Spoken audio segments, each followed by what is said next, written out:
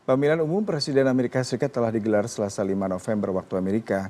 Hasil Pilpres tersebut nanti akan memberikan pengaruh signifikan terhadap situasi global, khususnya dari segi ekonomi, mengingat Amerika Serikat merupakan negara dengan perekonomian terbesar di dunia. Lalu bagaimana dampak ekonomi bagi Indonesia jika Trump atau Harris menang dalam Pilpres kali ini? Untuk membahas dampak ekonomi dari pemilu Amerika bagi Indonesia, sudah bergabung melalui sambungan virtual Bapak Rudianto, Direktur Panin Asset Management. Selamat pagi Pak Rudi. Selamat pagi Pak Yudi. Ya, Pak Rudi masih terus berjalan ya proses quick count. Tadi saya dapat bocoran Trump sementara unggul dari rivalnya Kamala Harris. Kita coba membahas satu persatu Pak dari kandidat, terutama terkait dengan kebijakan ekonomi mereka. Kalau kita melihat tentang Trump nih, kita bisa lihat terkait dengan kebijakan yang sangat pro industri dalam negeri di Amerika, kemudian juga proteksi tarif yang tinggi, atau kebijakan fiskal expansionary. Lalu bagaimana Anda melihat dampaknya bagi Indonesia ke depannya Pak? Baik, jadi kalau Donald Trump itu memang dia lebih American first. Jadi bagaimana caranya supaya kepentingan daripada Amerika didahulukan, sehingga mungkin kalau orang bicara global trading, perdagangan dunia seperti itu, dia mungkin yang tidak terlalu sepaham gitu. Nah, hal ini ada plus minus seperti itu ya. Memang kalau kita lihat saat ini Amerika Serikat itu keteteran dalam bersaing dengan China. Pertumbuhan ekonomi China dalam 1-2 dekade terakhir itu mengejar Amerika Serikat. Sehingga kalau misalkan tidak dilakukan hal seperti itu, ada kemungkinan posisi nomor 1 itu akan pindah dari Amerika Serikat ke China. Jadi sehingga hal tersebut perlu dilakukan. Nah, tapi kalau dari sisi Indonesia sendiri, Amerika Serikat dia bukan negara mitra dagang yang utama, sehingga efek ke kita mungkin tidak signifikan seperti halnya yang terjadi dengan Amerika dan China. Seperti itu. Pak, tapi yang menarik kalau saya sedikit coba mereview data dari BPS terkait dengan ekspor non-migas Indonesia ke Amerika Serikat di Agustus 2024 ini tercatat 2,61 miliar dolar Amerika Serikat atau naik sebesar 22,45%. Kalau Trump meningkatkan proteksi dengan tarif fiskal, dampaknya terhadap ekspor Indonesia seperti apa, Pak? Yang negara tujuan ekspor kita yang utama kan seperti batu bara, kelapa sawit itu kan di Cina, di India, dan sebagainya gitu. Jadi kalau misalkan ada kebijakan proteksionisme, kan perlu dilihat juga apakah barang yang kita ekspor di sana spesifik kena atau tidak seperti itu.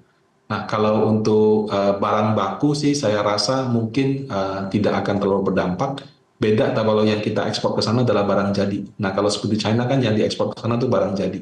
Nah, itu menyebabkan daya saing dalam negeri Amerika tidak mampu berkompetisi dari sisi harga, itu yang dikenakan pajak. Jadi menurut saya kalau untuk Indonesia yang masih berbasis komoditas, mungkin bukan masuk dalam evaluasi misalnya kalau Donald Trump menang di awal-awal ini.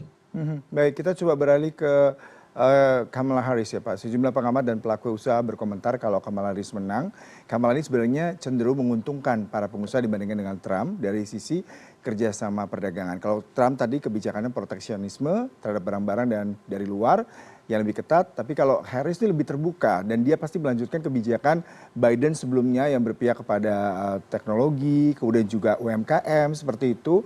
Bagaimana Anda melihatnya Pak? Kalau menurut saya memang Donald Trump ini sama Harris di sana kan seperti kita lah di tahun 2019.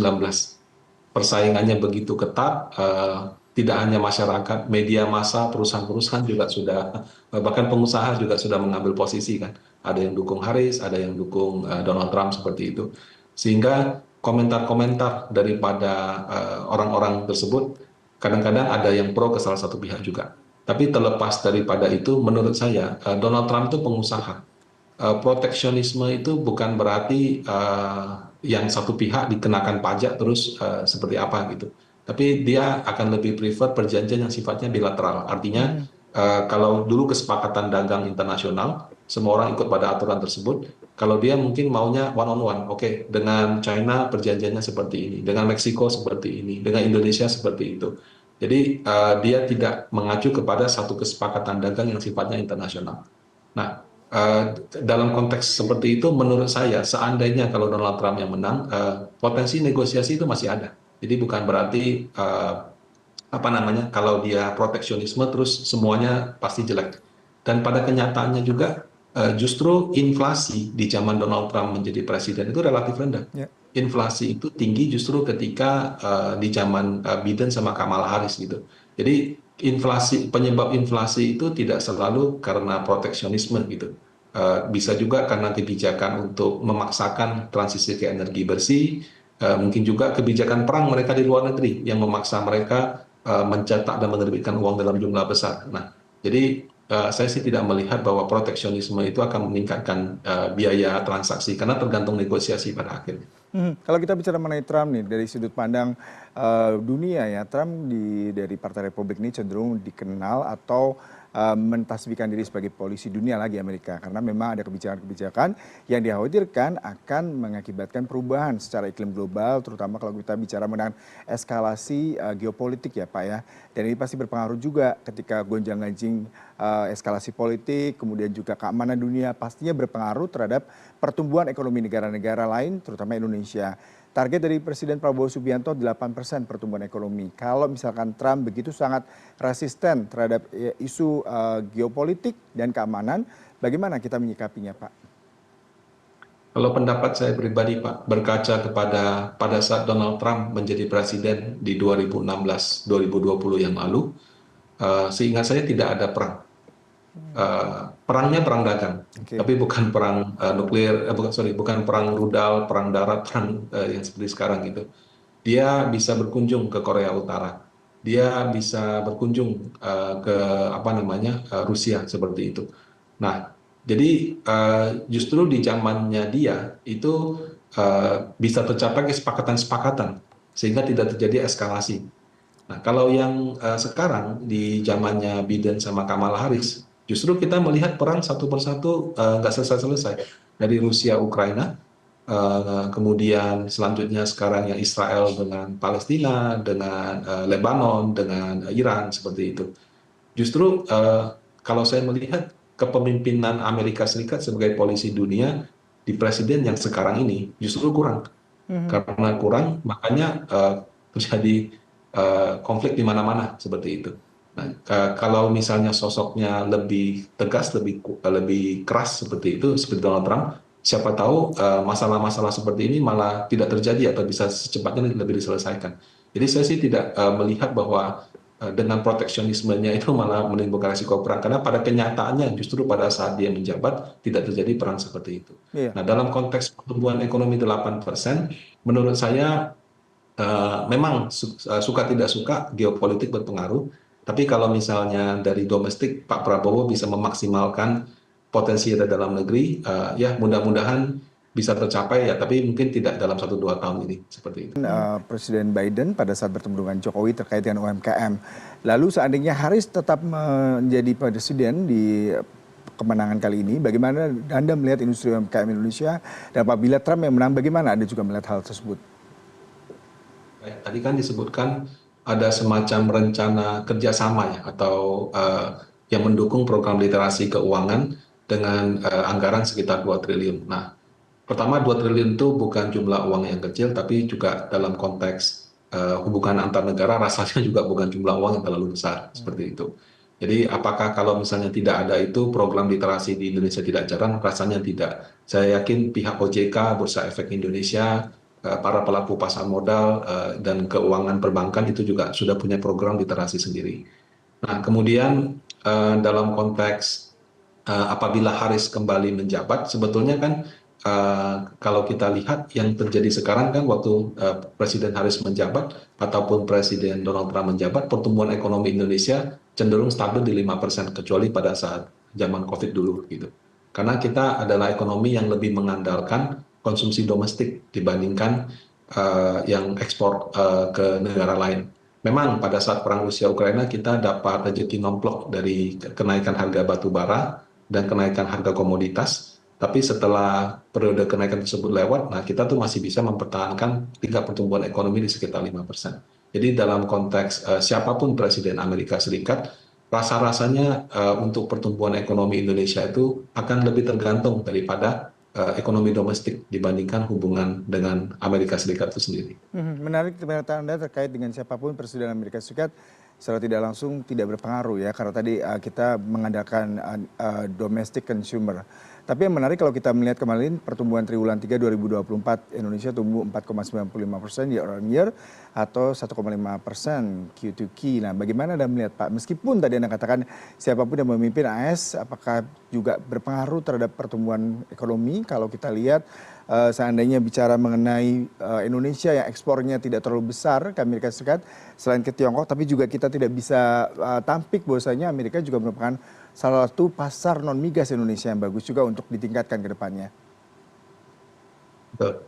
Jadi pertama kalau untuk tingkat pertumbuhan ekonomi yang dipublikasikan sekitar 4,95 kalau saya tidak salah, itu memang masih di kisaran 5% walaupun di bawah sedikit gitu ya. Nah, saya rasa untuk perekonomian Indonesia di 2024 ini setelah pemilu memang rasanya lebih sepi.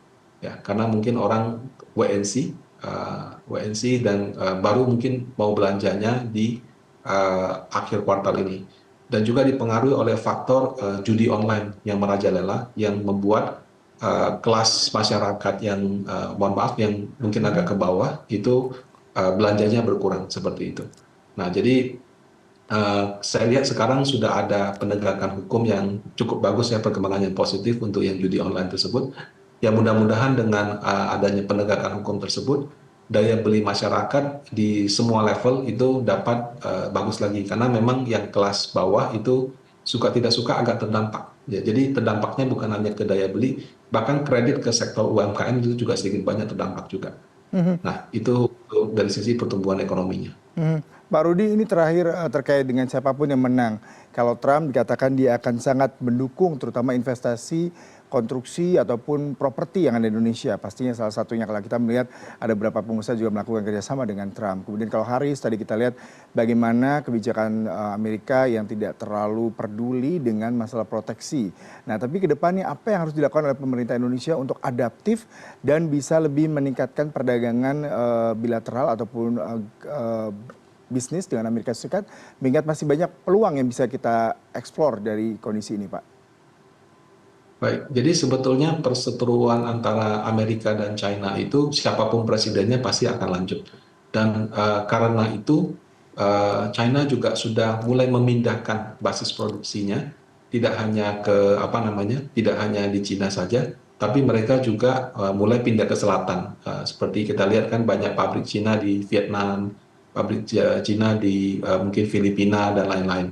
Nah, saya lihat juga ada perpindahan ke Indonesia walaupun tidak banyak. Kenapa? Karena untuk bisa melakukan ekspor ke Amerika Serikat, kalau cuma dari Cina saja sulit. Jadi mereka akan pindah ke negara-negara yang entah secara geografis atau secara hubungan dagang dengan Amerika Serikat bagus, sehingga seolah-olah seperti diekspor dari Vietnam, tapi sebenarnya dari China juga. Nah, kita bisa memanfaatkan peluang tersebut dengan meminta ya kepada China agar pabriknya bisa dibangun di sini. Tapi mungkin kalau secara hubungan dagang kita dengan Amerika, Indonesia dengan Amerika mungkin tidak sebaik seperti Vietnam dengan Amerika. Jadi itu peluang yang menurut saya mungkin bisa diambil karena China juga akan memindahkan basis produksinya ke negara-negara lain seperti itu. Pak Rudianto, terima kasih untuk perbincangannya pada pagi hari ini, Pak. Salam sehat selalu dan kita tetap berekspektasi siapapun pemenang pada election kali ini juga memberikan kontribusi positif terhadap pertumbuhan ekonomi dunia usaha di tanah air dan juga global pada umumnya. Terima kasih untuk waktu perbincangannya, Pak. Terima kasih Pak. Selamat siang.